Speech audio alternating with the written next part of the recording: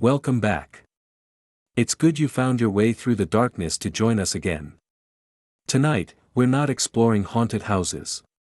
We're going somewhere far more desolate, a place with no walls to protect you, no doors to lock. The true horror isn't always what's behind you, it's the suffocating realization that you have nowhere to run. Just miles of cold, empty asphalt and the endless drone of an engine. These are not internet stories or trucker legends passed around for a cheap thrill. The accounts you are about to hear have been carefully reconstructed from dispatch logs, witness statements, and details we've cross-checked against police records. The drivers were real. Their cargo was real. What they experienced in the dead of night, however, defies any logical explanation. If you wish to see more of these sealed files, subscribe. Ensure you're here when the next one is opened. Tell us in the comments below, have you ever felt that specific, cold dread on a lonely highway? Now, turn down your lights. Let the darkness settle. Our first report begins with a routine cargo manifest, a veteran driver named Dale, and a stretch of Nevada highway that decided it wasn't done with him yet. Have you ever been on a long, dark stretch of highway, so deep into the night that your eyes start playing tricks on you? For Danny Kowalski, a man who'd spent 15 years commanding his Peterbilt 379 across the I-80 corridor, this wasn't just road fatigue. This was something else entirely. The familiar, deep-throated rumble of his rig was usually a comforting companion, a steady heartbeat in the vast, sleeping expanse of Nebraska. But tonight, that comfort was gone, replaced by a low-grade hum of anxiety he couldn't shake. The digital clock on his dash glowed 2:47 a.m. He was pushing to make good time on a routine haul of auto parts from Sacramento to Chicago, a run he could do in his sleep. It began as a faint, almost imperceptible disturbance on his CB radio. At first, Dan dismissed it as atmospheric interference, a common annoyance on these long, empty stretches. But the sound wasn't the usual burst of static. It was a layered, whispering chorus, like dozens of hushed conversations bleeding into one another. The language was alien, yet the cadence felt hauntingly familiar. He tried to dial it out, twisting the squelch knob until his knuckles were white, but the phantom broadcast clung to him, following him across every channel. With a grunt of frustration, he shut the radio off. The silence that rushed in to fill the void felt suffocating, heavier than any sound. A flash of green and white caught his headlights, mile marker 237. Dan had passed this sign thousands of times, a mundane checkpoint on a well-trodden path. But tonight, something was off. The edges of the sign seemed to shimmer, and for a split second, he would have sworn a gaunt figure was standing beside it, watching him pass. He snapped his gaze to his side mirror. Nothing but the endless, empty ribbon of road unraveling behind him. Chalking it up to tired eyes, he reached for his thermos. That's when he saw it. Not in his mirrors, but in the dark, reflective glass of his passenger side window. Another truck, its headlights a sickly, jaundiced glow, was pacing him. It was an old, dilapidated rig, a ghost from a bygone era. He whipped his head back to check his mirrors again. The highway was completely deserted. Yet, the reflection in the window held steady, a phantom twin clinging to his flank. A cold knot of dread tightened in his gut. He'd heard the tales at late-night diners and lonely truck stops, stories of spectral big rigs and roads that loop into infinity. He'd always laughed them off as trucker folklore, the product of too many caffeine pills and not enough sleep. Now, the laughter died in his throat. The Kearney exit loomed, a tempting escape into the light and noise of civilization. He could stop, sleep, and wait for the sun to burn this madness away. But the schedule was tight. He pressed on.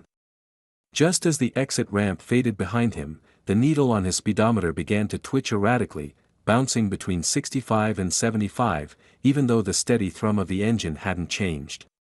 He tapped the gauge, a useless, reflexive gesture. Then the next mile marker appeared. His blood ran cold. It wasn't 238. It was 237, again. Panic clawed at his chest. This was impossible. The I-80 was a straight shot, an unwavering line through the heartland. There were no turns he could have missed, no interchanges to get lost in. He fumbled for his CB, flicking the power switch. The unit was dead. No light, no hiss, nothing. He was sure he hadn't touched it, but he cycled the power again. This time, it sputtered to life, not with static, but with those same overlapping voices, only now they were clearer, more defined. They were speaking a language he didn't know, yet he felt the meaning in his bones, a chilling symphony of loss and repetition. He risked a glance at the passenger window. The ghost rig was no longer tailing him, it was gaining. In the dim, phantom light, he could see details that should have been invisible. Webs of rust spread like varicose veins across its hood, the windshield was a spiderweb of cracks, and the shape behind the wheel was all wrong, a contorted posture that defied human anatomy. Its head was cocked at an impossible angle, and the hands gripping the wheel seemed to have too many long, spindly fingers. Dan stomped on the accelerator. The engine roared in protest, the RPMs climbing, but his speed was locked. The landscape outside continued to slide by at the same, unvarying pace. Mile marker 237 slid past his window once more. This time, the sign looked different, older, the metal pitted and weathered, the numbers looking less like reflective vinyl and more like faded, hand-painted letters. The air in the cab grew frigid, a bone-deep chill that had nothing to do with the Nebraska night. His breath plumed in front of him, each puff a tiny ghost that lingered too long. A layer of frost began to creep across the inside of the windshield. He swiped at it with his sleeve, and through the clear patch he made, the world had gone mad. It wasn't Nebraska anymore. The flat plains were gone, replaced by rolling, blighted hills dotted with skeletal trees that clawed at a sky the color of a day-old bruise. The asphalt had given way to rough-hewn cobblestones that clattered violently under his tires. And in the distance, pinpricks of light flickered like torches along some ancient, forgotten road. Yet, when he jerked his head to look out the side windows, he saw the same old moonlit farmland. The jarring contradiction sent a spike of pain through his skull. The CB crackled again, this time with a single, horrifying word, repeated in a chorus of those watery voices, Danny. His name. A moment later, his logbook, resting on the passenger seat, flipped open on its own. He snatched it up, desperate for something real, something to document this insanity.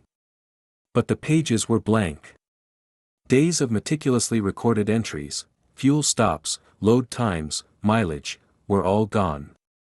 It was a book of empty, sterile white pages. The phantom truck was now perfectly aligned with his cab, matching his speed to the inch.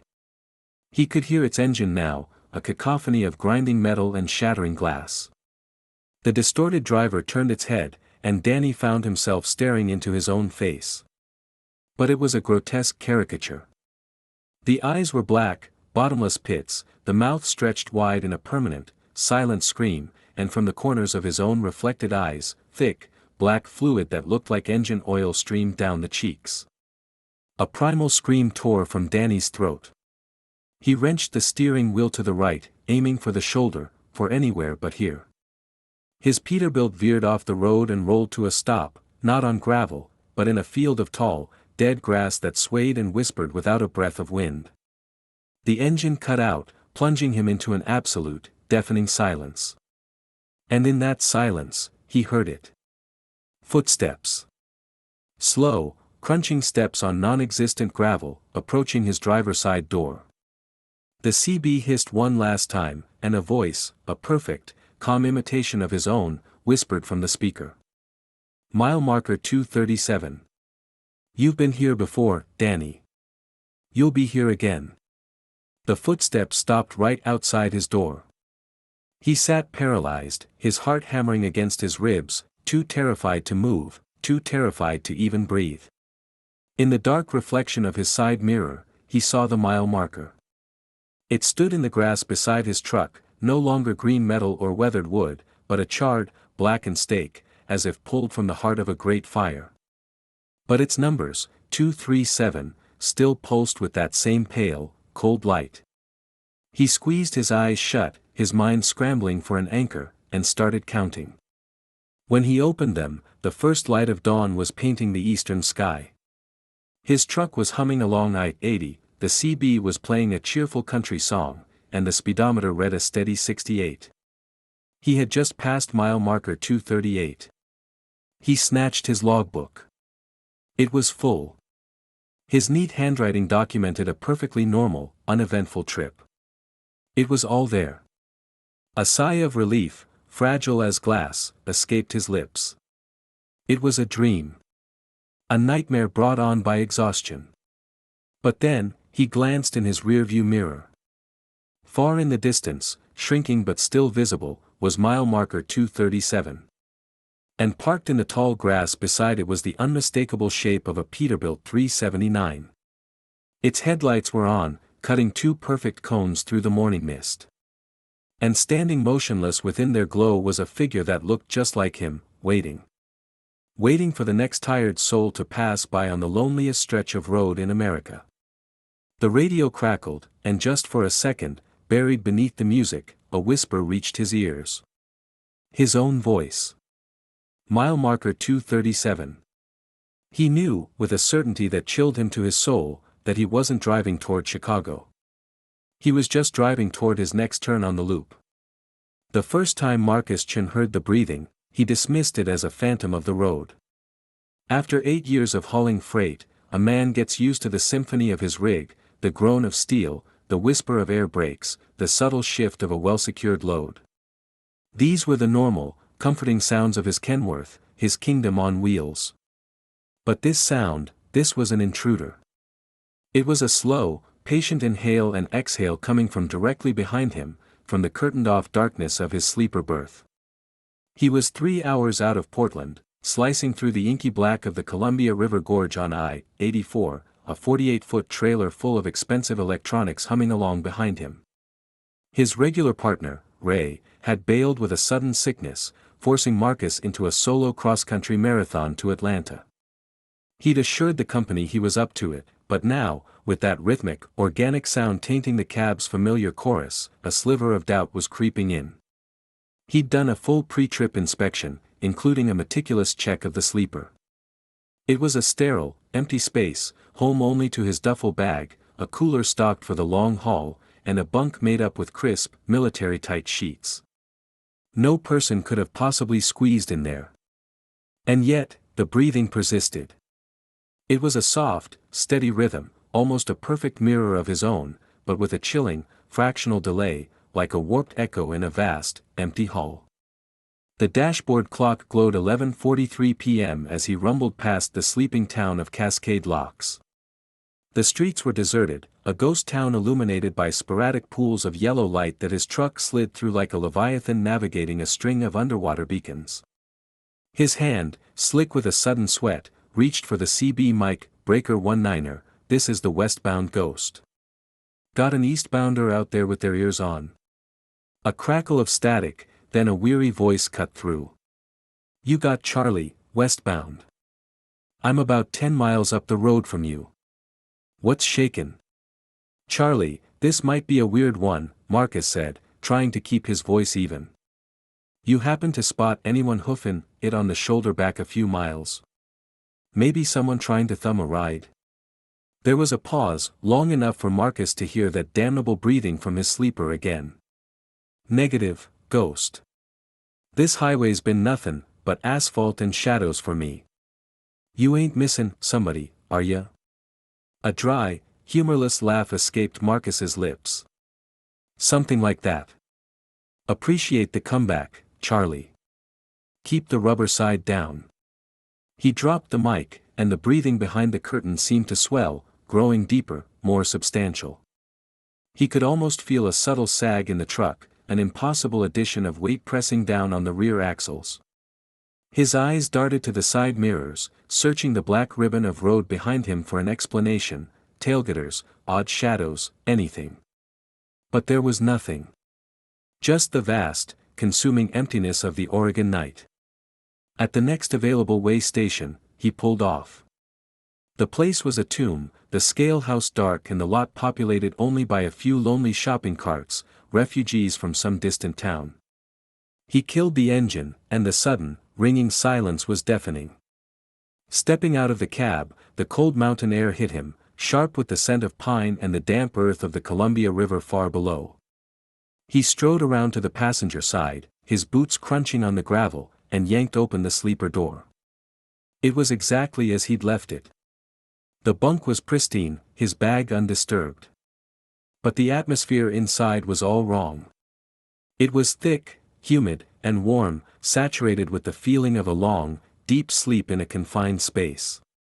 He ran his hands over every surface, patting the walls, checking the tiny storage compartments for any loose panels or hidden cavities. Nothing. He even emptied his duffel bag, a pointless, frantic gesture.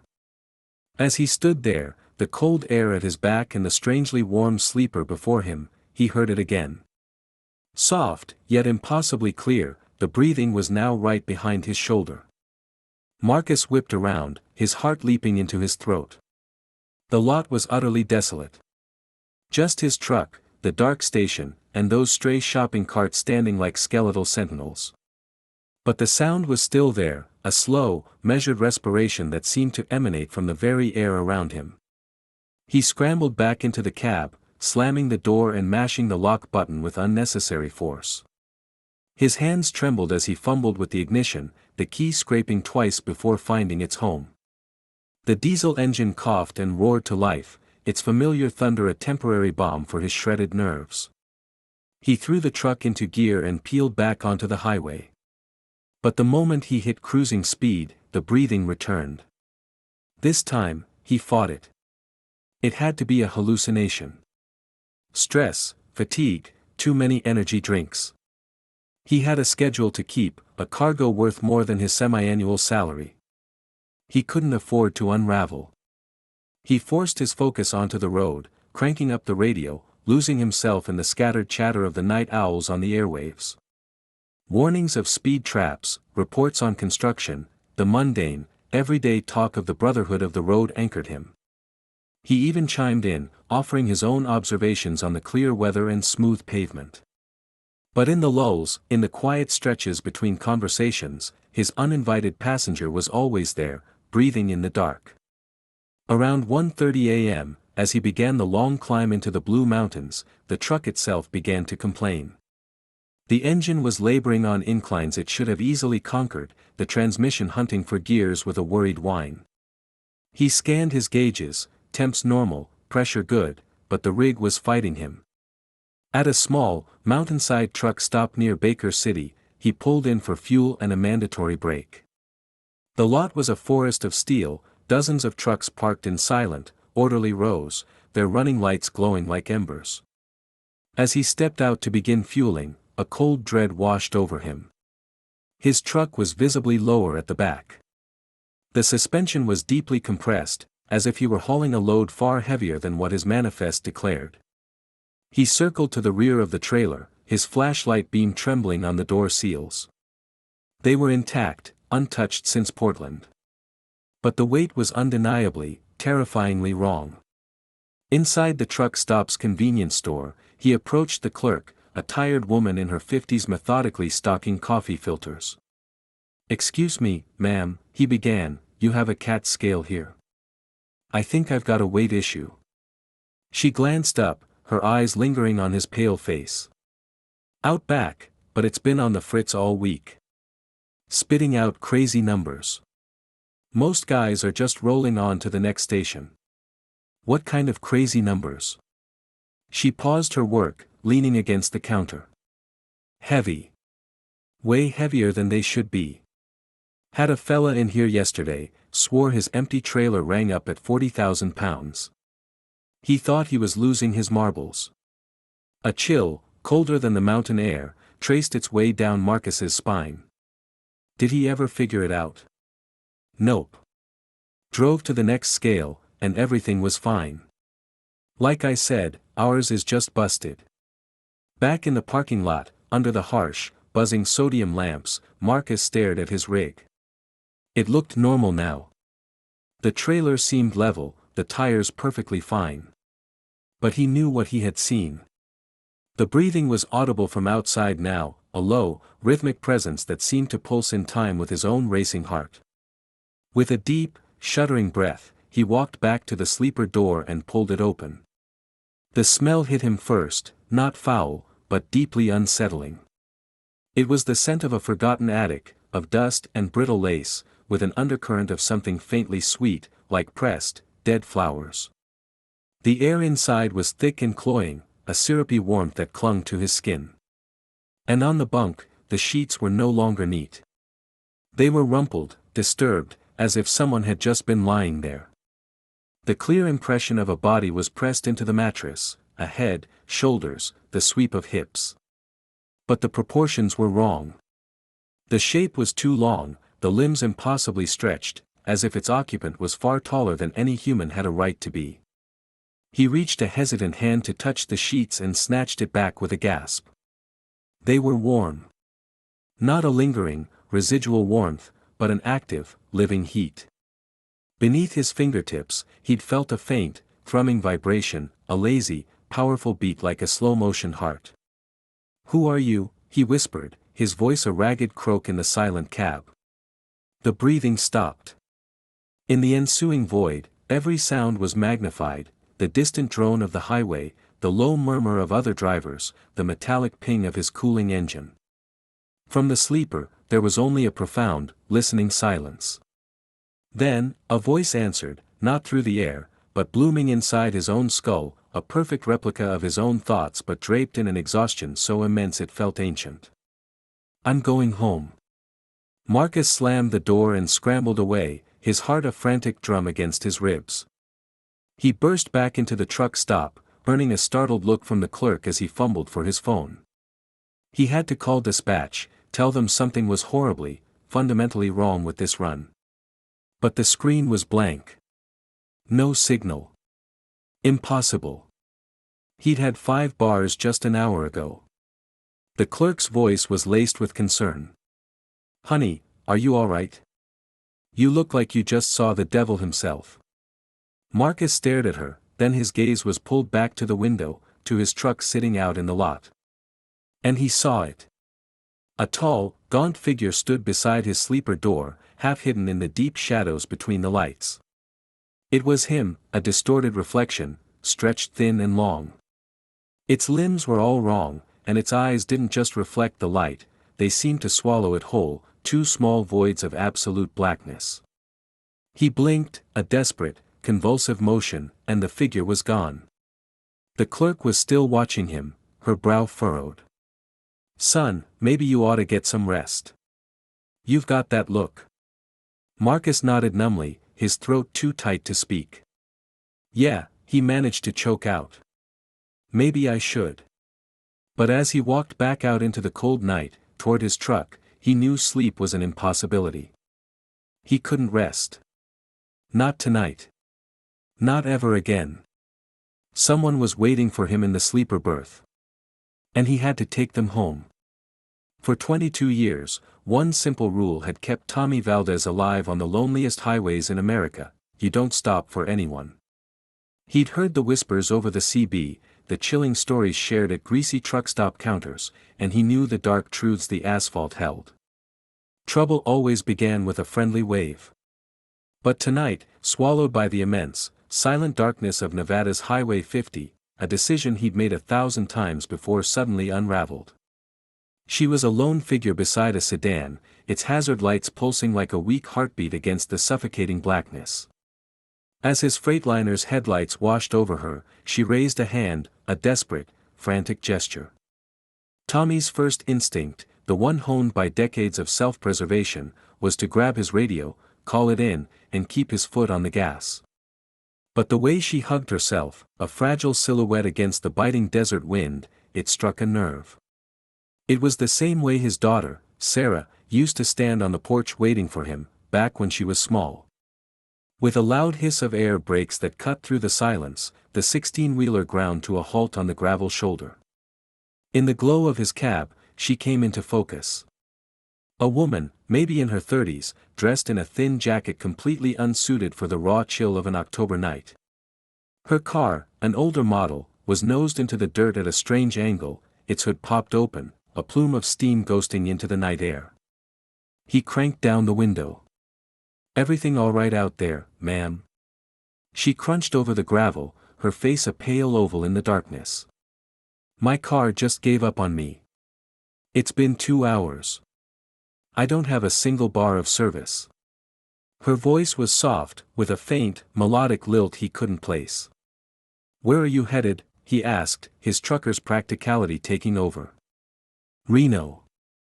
I know it's a long shot, but I've got cash for fuel. I have to get there tonight." Tommy glanced at the dashboard clock, 11:15 p.m. His route, hauling a belly full of electronics to Sacramento, took him right past Reno. It wouldn't cost him a minute. "I can get you to a truck stop there," he heard himself say. "But I have my rules. No booze, no substances, and absolutely no drama." A wave of profound relief washed over her features. "Oh, thank you. You're a lifesaver. I'll just grab my things." As she turned back toward her vehicle, a strange detail pricked at the edge of Tommy's awareness. In the harsh glare of his headlights, her footprints were etched clearly in the sand-dusted shoulder. But they began out of nowhere, about 10 feet from her sedan, as if she'd been dropped there by the sky instead of walking from the driver's seat. She returned a moment later with a single, small satchel and hoisted herself into the cab. Up close, he noticed her clothes, though immaculate, were cut in a style that felt dated, like a photograph from a bygone era. A faint, peculiar perfume drifted from her, a mix of night-blooming florals and something else, something earthy and unsettling. "I'm Maria," she offered, clicking the seatbelt into place. "Tommy. Settle in, it's about an hour's drive to Reno." As he merged the massive truck back onto the empty highway, he watched her broken-down car shrink in his side mirror until its blinking lights were just another star, and then nothing at all. For the first several miles, an easy silence settled between them. Maria just stared out at the passing sagebrush, a ghostly landscape under a sky so clear it felt infinite. "Do you make this trip often?" she finally asked. "A couple of times a month. 15 years on this same stretch. It's a quiet road. Quiet is a blessing. It's when you can hear yourself think." Tommy risked a glance. In the emerald glow of the dashboard, her features were sharp and almost translucent. "You from around Reno?" "No, much farther than that. I'm just taking care of some business." Her tone had a finality to it that discouraged prying, so he let the silence return, the only sounds the hum of the tires and the occasional burst of static from the radio. They called this the loneliest road in America for a reason. 20 minutes later, headlights flared in his rearview mirror. A car had come up behind him, settling in at a respectful distance. It was a common enough sight, smaller vehicles often used the big rigs as a shield against the dark. But when he checked again, the road behind him was empty once more. "It seems your car is doing fine now," Maria said, her voice perfectly level. Tommy looked at her, baffled. "What are you talking about?" She gestured out his window, to the left. "Your new friend." His blood ran ice cold. Pacing his truck, effortlessly keeping speed, was her Honda. The hood was down, and it purred along as if it had never had a problem in its life. And through its windshield, he could just make out a driver. A driver who looked exactly like Maria. "That's not possible," Tommy stammered, his knuckles white on the steering wheel. "That car was dead on the shoulder, 50 miles back." Maria turned to face him fully, and for a split second, her eyes caught the dash lights and seemed to gleam like a nocturnal animal's. "Was it?" He whipped his head back to his mirrors. The Honda was gone. But in its place, a procession had formed. 6 sets of headlights, all following him in a silent, perfectly spaced convoy. "Who else was with you?" Tommy demanded, his voice trembling. "Only the ones who needed a ride." The temperature in the cab plummeted. A chill so deep it felt like it was coming from inside his own bones. His breath plumed in front of his face. "Lady, I don't know what this is, it's no game, Tommy," she said, and now her voice seemed to have an echo. "We're just travelers. All of us just need to get where we're going." Out of the corner of his eye, he saw movement. The passenger seat was no longer just Maria. Vague, shadowy forms flickered beside her, a crowd of unseen presences making the small space feel impossibly full. The CB radio crackled to life, and a voice filled the cab, his own. "Breaker 19, this is Tommy Valdez on 50 East. I've picked up some passengers. Got a whole truck full now." He lunged for the microphone, but his fingers passed straight through the plastic, meeting only cold air. He snatched his hand back, staring at it in horror. He tried to grip the wheel, to feel its solidness, but his hands, which he could see wrapped tightly around it, felt nothing. "What's happening?" he choked out. "You stopped," Maria's voice whispered, seeming to come from every corner of the cab at once. "You broke the rule. You let us in." In his mirrors, the convoy had swelled. Dozens, then scores of headlights stretched back into the void. Cars from every decade, trucks, even what looked like an ancient horse-drawn carriage, all following his freightliner in perfect, silent formation. "We've all been on the roadside," she went on. "Waiting by our stalled engines, our empty tanks, our shredded tires. Just waiting for a kind soul to stop. A soul like you, Tommy." He stomped on the brake pedal, but his foot met no resistance, plunging into an empty void. The truck didn't slow, its speed locked at a steady 65, guided by an unseen force. "Where are you taking me?" "The same place we were all going. The place everyone eventually reaches." The desert outside began to blur and warp. The familiar scrubland melted away, replaced by rolling, mist-shrouded hills and trees that stood like ancient, skeletal monuments. The road beneath him was still solid, but the world around it was a landscape from a nightmare. In the distance, a cluster of lights flickered like a million candles. "Is that Reno?" he asked, a desperate sliver of hope in his voice. "In a way," she said softly. "Everyone's destination looks a little like home when they first arrive." The convoy was a river of light now, a spectral traffic jam carrying all the lost souls of the lonely roads. He could see them now, the passengers. Men, women, and children in the clothes of their time, their faces patient, as if they'd been waiting for this ride for a very, very long time. And right behind his trailer, leading the procession, was another freightliner. His freightliner. And he could see himself at the wheel, a vacant, staring copy with eyes that never blinked. "When did my truck break down?" he asked, the terrible truth dawning on him. "About 50 miles back," Maria said gently. "Right around the time you thought you saw me." He tried to remember stopping, but the memory was a fog. "A sudden pain? A dizzy spell? The authorities will find you in the morning," she murmured. "A massive heart attack, they'll say. It was quick. You were one of the lucky ones. Some of us waited for 100 years."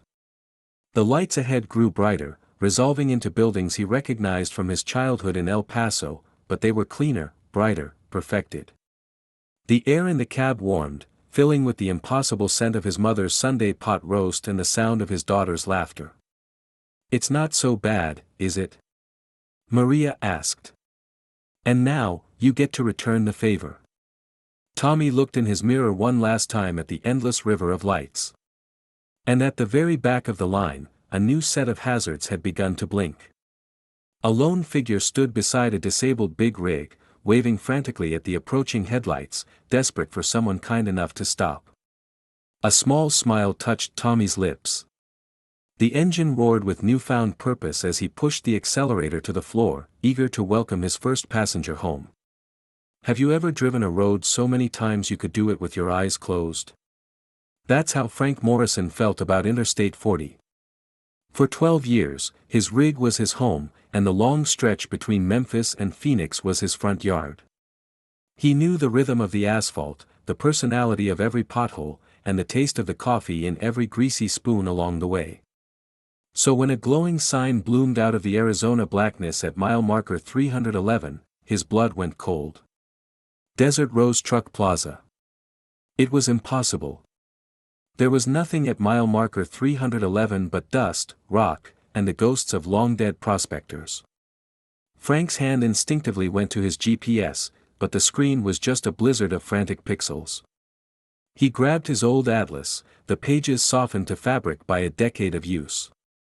Between Holbrook and Winslow, the map showed only a vast, empty expanse. And yet, there it was, a perfect little island of civilization in an ocean of dark desert. Diesel pumps, a diner, even a small motel, all bathing in the sickly orange glow of sodium lamps. His fuel gauge was sitting at a quarter tank, plenty to make it to Flagstaff. But a strange magnetism pulled at him, a curiosity he tried to label as professional. News of a new stop travels fast on the CB, and he'd be the first to know. He flicked his turn signal, and the big rig groaned as he guided it down an off-ramp that wasn't on any map. As he rolled down the curved incline, he realized his radio had fallen silent. The constant, comforting crackle of trucker chatter had dissolved into a pressurized stillness, leaving only the deep-throated hum of his Cummins engine. The parking lot was half full, maybe 20 trucks parked in unervingly perfect rows. A jolt of relief hit him when he recognized a few. There was Phoenix Phil's Peterbilt with its signature, gaudy flame job. And a pristine Kenworth he'd seen just last week back in Amarillo. These were real trucks, real drivers. The place was real. He pulled into a slot and killed the engine. The silence that rushed in was thick, heavy, like it had a physical weight. Climbing down from the cab, his boots crunched on gravel that seemed too white, like bleached bone in the artificial light. The fuel island was state-of-the-art, with gleaming digital displays.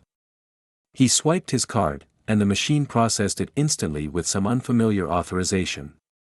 No PIN, no signature, just a solid green light that glowed a moment too long. As the diesel flowed, he scanned the other trucks again. From a distance, they were fine. Up close, the details were all wrong. Phoenix Phil's flames, which should have been a vibrant inferno of red and orange, were dull and faded, as if they'd been weathering the sun for 50 years. The Kenworth's chrome, which had been blindingly polished, was now tarnished with a film of ancient road grime. The pump clicked off at exactly 150 gallons. The number felt staged, too clean. He'd had a quarter of his 200-gallon tank left. The math just felt slippery. Inside, the hum of the fluorescent lights vibrated in his fillings. The layout was classic truck stop, snacks, coffee, and a diner with vinyl booths. But the products on the shelves were uncanny imitations. The cursive on the Coca-Cola cans was almost right, but the loop of the "hell" was subtly wrong. Marlboro packs had a smiling cowboy, but the cowboy on that brand never smiled. A woman in her 50s, with a name tag that read, Dorothy, stood behind the counter. Her smile was pinned to her face, but it didn't touch the weary emptiness in her eyes. "Evening, hun. Fill her up." "Yeah, just did. This is a nice spot. When did you open?" Dorothy's smile flickered. "Oh, it feels like we've been here forever. Heading west. Phoenix. Been on this route a long time. Can't believe I never saw this place." "Well," she said, her eyes scanning his face, "we're not on all the maps. You look beat, hun. Maybe you ought to get a room. Clean and cheap." The idea of sleep hadn't even crossed Frank's mind. He was making good time. But her suggestion was strangely persuasive, like a seed planted directly in his brain. "I should push on. Tight schedule." "They all have tight schedules," she murmured. "But that stretch to Flagstaff, it can be tricky at night. Things on the road. The weather turns on a dime. So much safer to just rest." The diner was surprisingly full for 2 in the morning. He recognized a few of the faces scattered among the booths, drivers he'd seen everywhere from California to Tennessee. They all looked up as he entered, giving him the slow, universal trucker nod. But their eyes seemed to look right through him. He slid into an empty booth. The menu was standard fare, but the handwritten prices seemed to squirm at the edge of his vision. A young waitress appeared, so suddenly he flinched. She looked like she'd stepped out of a 1950s movie, her name tag reading, Susie. "What'll it be, sweetie?" "Just coffee. And a slice of pie." "Apple or cherry?" He always got apple. It was his thing. But tonight, a strange impulse took over. "Cherry." Susie's smile widened, becoming genuine for the first time. "Excellent choice. The cherry is our specialty." As she turned away, Frank realized her shoes made no sound on the linoleum. He looked around again, trying to listen. The other truckers were talking, their mouths moving, but the sound was a garbled mess, like trying to hear a conversation from underwater. The coffee arrived, hot and perfect, but with a strange aftertaste he couldn't place, a metallic sweetness, like honey stirred with a copper spoon. The pie was a masterpiece. The filling was a deep, impossible red, glowing faintly. He took a bite, and a wave of pure nostalgia washed over him. It tasted of childhood summers, of his grandmother's kitchen, of a life he'd long since left behind in his rearview mirror.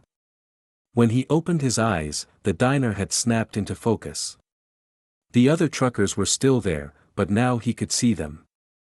Their skin was pale and waxy, their eyes like glass beads reflecting the light. They moved with a stiff, repetitive grace, like animatronics in a forgotten roadside museum. 3 booths down, Phoenix Phil was cutting a steak that bled a dark, syrupy fluid. Phil looked up, his smile stretching impossibly wide, and waved. "Best pie on the 40, right?" Susie was back, refilling his cup with a liquid that looked darker than coffee. "What is this place?" Frank's voice was a dry rasp. "Just a rest stop, sweetie. For drivers who are tired." "How long have they been here?" he asked, nodding toward the other men. Susie glanced around vaguely. "Oh, some come, some go. Some just get comfortable. Depends how far they've driven, I suppose." Frank shot to his feet, a $20 bill trembling in his hand. "I have to go." "You sure? You've hardly touched your pie," she cooed. He turned for the door, but his legs felt like they were sinking in sand. Each step was a battle. The front door, once just feet away, now seemed to be receding down a long, dark hallway. "Most folks find it's easier to just stay," Dorothy called out from the counter. "This is where you were always heading, hun. No point fighting the road." Frank looked back at the booths. He saw them now. Not just familiar faces, but the faces of the lost. Men who had vanished on routine runs, their trucks found empty, or never found at all. They were all here, trapped in an endless loop of coffee and pie. "We've been saving you a seat, Frank." Phoenix Phil's voice echoed with a hollow ring. Frank lunged for the door handle, his fingers expecting cold, hard steel. Instead, they met nothing but air, plunging through the shimmering mirage of the handle as if it were a heat haze. Through the glass, he could see his truck. But it wasn't his truck anymore. It was an ancient, rusted hulk, caked in the dust of ages. "That's the trick to this place, sugar," Dorothy's voice was like warm molasses. "You don't pull into the last stop. The last stop pulls you in." He turned back. In his booth, a brand new slice of cherry pie sat waiting, steam curling from a fresh cup of coffee. Phoenix Phil patted the vinyl seat beside him. "Come on, buddy. The road's over. Time to rest." Frank walked back to the booth, his own footsteps now making no sound at all. Outside, the desert night was absolute. Interstate 40 had vanished. There was only the desert rose, a lonely beacon in a silent, starless void, a final destination for travelers who would never leave. He sat down and picked up his fork. The pie was perfect. Warm and sweet, a flavor he felt he'd been chasing his entire life. In the lot, his truck waited, a steel monument to a journey that had finally, and forever, ended. Have you ever been out on a long, dark stretch of highway and felt like you weren't alone? That's where our story begins, 40 miles west of North Platte, Nebraska, where the interstate cuts a black ribbon through an ocean of silent cornfields. The only sound in Eddie Reeves's cab was the low rumble of his Peterbilt's engine and the empty hiss of his CB radio. He'd been a trucker for 18 years, and silence was usually a friend. But tonight, it felt heavy, like a held breath. That's when a voice, clear as a bell, sliced through the static. Eastbound at marker 247. Got your ears on? The problem was, Eddie was at mile marker 247, and his was the only truck for miles. The highway in front of him and in his mirrors was a void, empty of any lights but his own. He thumbed his microphone, a familiar, worn piece of plastic. Breaker 19 for that eastbound driver. This is Eddie, westbound. I've got you on the radio, but my eyes are coming up empty. What's your 20? The reply was a wall of absolute silence, so profound it felt like his radio had just given up the ghost. He checked the power light, still glowing green. He fiddled with the squelch, but nothing. Then, the voice was back, except this time it felt like it was whispering directly into his ear. We see you, Eddie Reeves. In that blue Pete. We've been waiting for you. A tremor of ice slid down Eddie's arms. He'd never mentioned his name or the make of his truck on the air. And in the pitch black of the Nebraska night, his truck was just a shadow. How do you know my name? He transmitted, his voice tighter than a freshly torqued lug nut. The response was a low chuckle that seemed to vibrate through the cab itself. Same way we know you're haulin' a full load of John Deere tractors. Same way we know about that little photo of your granddaughter, Emma, taped right next to your logbook. We know the road, Eddie. And we know our own. His blood went cold. He glanced at the smiling, 7-year-old face in the photograph, her school picture from last fall. It was right there, just as the voice had said. A private detail in the sanctuary of his cab, now laid bare by a stranger on an empty road. Who is this? He demanded. The voice on the other end was smooth as fresh pavement. Just check your mirrors, good buddy. We're right on your back door. Eddie's eyes shot to the side mirror, and his heart hammered against his ribs. Headlights had bloomed out of the darkness behind him, a whole column of them. 5, maybe 6 rigs, all running in a tight, disciplined formation, but what was wrong, what was deeply, terrifyingly wrong, was that their engines were silent. He couldn't hear a single one. When did you get there? I was just looking a second ago. The voice on the radio was patient, like a teacher explaining a simple lesson. We've been on this route for a long, long time, Eddie. Longer than you can imagine. Why don't you pull it over? Join the procession. It makes the miles pass easier. Every instinct screamed at him. The tone was too slick, too practiced. It was the sound of a hustle he'd heard 1,000 times at truck stops, promising easy money or cheap thrills. Appreciate the offer, Eddie said, trying to keep his voice steady, but I'm making good time as it is. Think I'll just keep on truckin' solo. The laughter that answered him was a horrifying, grinding sound, like stripped gears. Solo. Take another look, Eddie. You're already in good company. He dared to look in the mirror again, and the convoy had multiplied. It was a dozen trucks now, maybe more, a silent, dark parade stretching back into the gloom. But that wasn't the worst part. In his passenger side mirror, a truck was pulling up alongside him in the passing lane. A truck that was the spitting image of his own. A blue Peterbilt, right down to the chrome stacks and the scuff mark on the fender. And sitting behind the wheel, staring back at him with a predatory stillness, was his own face. A strangled cry escaped his throat. What the hell is that? The voice was calm, soothing, and all the more terrifying for it. Easy now, Eddie. No reason to get spooked. Just pull over. We're all friends here. You're one of us now. Eddie slammed his foot down on the accelerator. The engine roared, but the speedometer needle didn't budge from 65. The scenery outside his window continued to glide by at the exact same, unhurried pace. It was like running in a nightmare. "Let me go," he growled into the mic. "Go where, driver?" "You're on I-80, headed west. Same as us. Same as you've always been. Same as you'll always be." He checked his phone.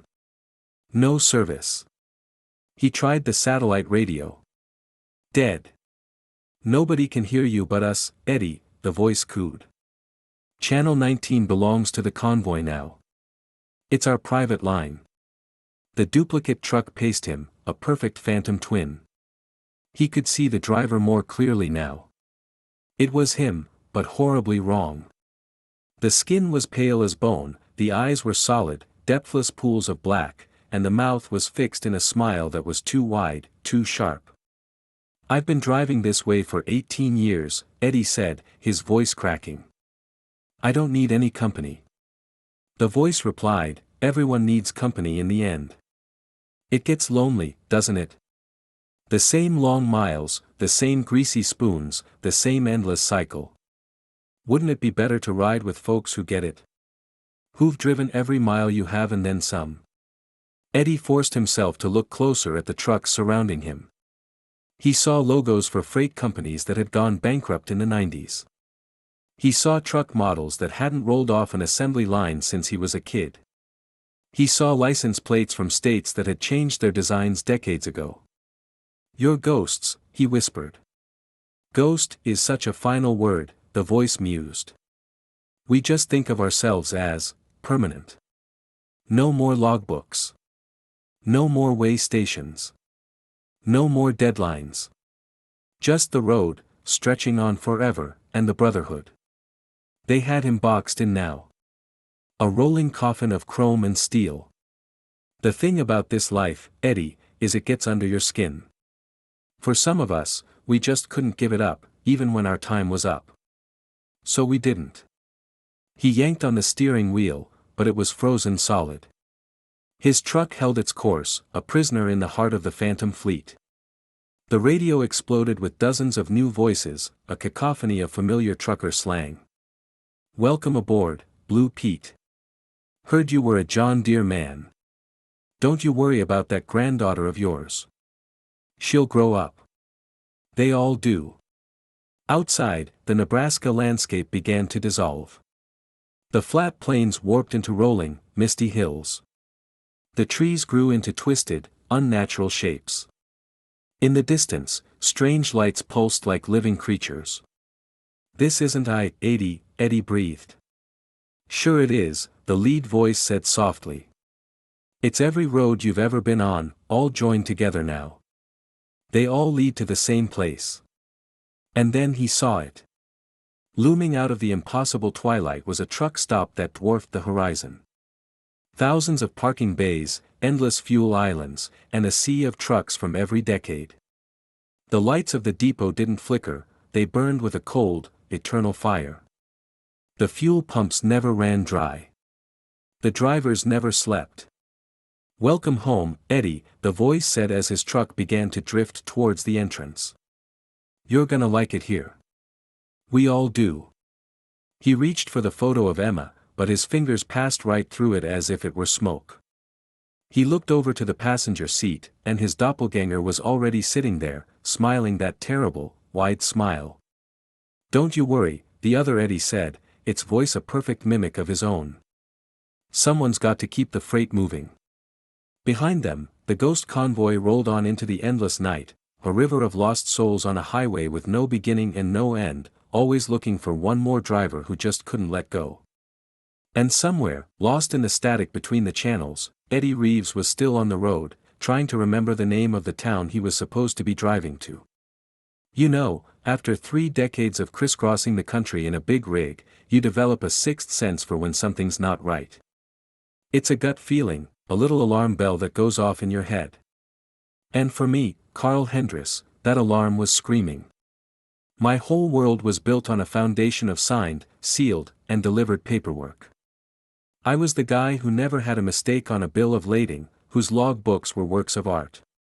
So, when I saw my cargo manifest sitting on the passenger seat, its text somehow different. I knew I was in deep trouble. I was parked at a truck stop just outside Memphis, trying to get some mandatory rest. I'd picked up the load in Little Rock, at a Tyson food processing plant. 10 pallets of frozen chicken, grade A, headed for Detroit. Simple. But the document I was holding didn't say that anymore. I'd checked it 3 times at the dock. It's a habit that saved my bacon more than once. It had read, Tyson Frozen Chicken Products, 18,500 pounds. Now, under the dim glow of my cab light, it read, Livestock, Live Transport. 47 head. 22,000 pounds. I blinked, certain my tired eyes were playing tricks on me. I fished my reading glasses out of the glove box and leaned closer. The paper itself was definitely mine. I could see the faint, ring-shaped coffee stain in the corner where my mug had been this morning. The paper hadn't been swapped.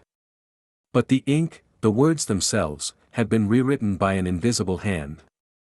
My heart started thumping against my ribs. I climbed out of the cab, the cool night air doing nothing to calm my nerves, and walked to the rear of my trailer. The seals on the doors were perfectly intact, gleaming in the moonlight exactly as they had when I left the plant. The refrigeration unit was humming along, a steady, familiar drone keeping the cargo at its required sub-zero temperature. Everything looked normal. Except it wasn't. Back in the cab, I laid the manifest out next to my original pickup receipt. The receipt was unchanged, a stubborn anchor to the reality I knew, frozen chicken. But the manifest was screaming, live cattle. As I stared, trying to force my brain to make sense of it, a new sound began to creep into my awareness. It was a low, deep vibration coming from the trailer, a rhythmic pulse that felt like it was resonating right through the floor and up my spine. It wasn't the reefer unit. This was different. It sounded organic. It sounded like the slow, heavy breathing of something enormous. Flashlight in hand, I went back out. I pressed my ear flat against the cold aluminum siding of the trailer. And there it was, clear as day. Breathing, yes, but also a shuffling, scraping sound. A weight shift. It was the unmistakable sound of something alive moving inside that sealed, frozen space. I fumbled with the seals again, my flashlight beam trembling. They were solid, unbroken. But as I squinted, a fresh wave of ice-cold dread washed over me. The serial numbers. I'd watched the dock supervisor lock them in place. I remembered the numbers because I remember everything, 74832 and 74833. The seals I was looking at now were numbered 9125 and 9126. My hands were shaking so badly I almost dropped my phone. I dialed my dispatcher, Janet. Morrison Freight, this is Janet. Janet, it's Carl, truck 47. I've got a situation with my paperwork. What's up, Carl? She asked, her voice bored. My manifest is wrong. It says I'm hauling cattle, but I loaded chicken. And Janet, the seals have been changed. There was a long pause on the line. Carl. You feeling all right? You haven't been on the road too long, have you? I'm fine, Janet. I'm telling you, something is wrong with this goddamn load. I could hear the clatter of a keyboard. Hold on, okay, Carl, our system shows your pickup was at Ramirez Ranch, just outside Little Rock. 47 head of cattle for a slaughterhouse in Detroit. Your manifest is correct. I stared into the darkness. That's impossible. I've never even heard of Ramirez Ranch. I was at Tyson. Carl, her voice was softer now, unervingly patient. Ramirez Ranch has been your pickup for this route for the last 15 years. It's always the same cargo. Are you sure you're okay, driver? Maybe you should just finish your break. And then the line went dead. I tried to call back, but my phone showed no service, right in the middle of a major city. Panicked, I stumbled into the truck stop and dug a quarter out for the payphone. I dialed the Morrison freight number from memory. A sterile, recorded voice answered, "The number you have dialed has been disconnected."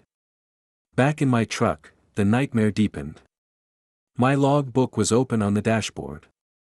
The last 3 days of entries, written in my own unmistakable, neat script, now detailed trips I had never taken, hauling cattle from a ranch I didn't know.